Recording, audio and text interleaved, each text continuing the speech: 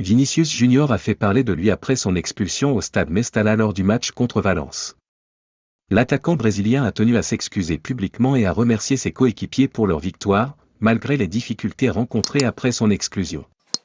Dès son arrivée au stade, Vinicius a été accueilli par des provocations de la part des supporters valenciens, notamment des cris insultants. La tension est montée jusqu'à un incident final où, sous l'effet de la provocation du gardien adverse, l'attaquant madrilène a fini par être expulsé.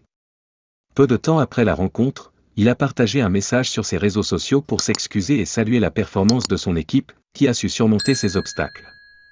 Cette expulsion est la deuxième du Brésilien sous le maillot du Real Madrid dans des circonstances similaires.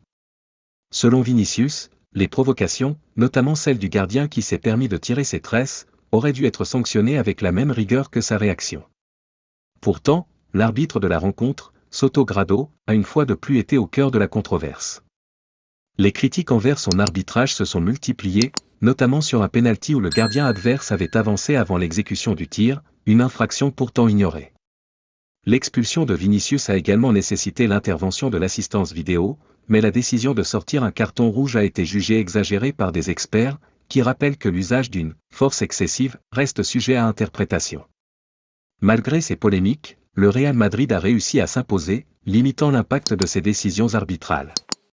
L'affaire soulève une fois de plus des questions sur l'arbitrage en Liga, ternissant l'image de la compétition à l'échelle internationale.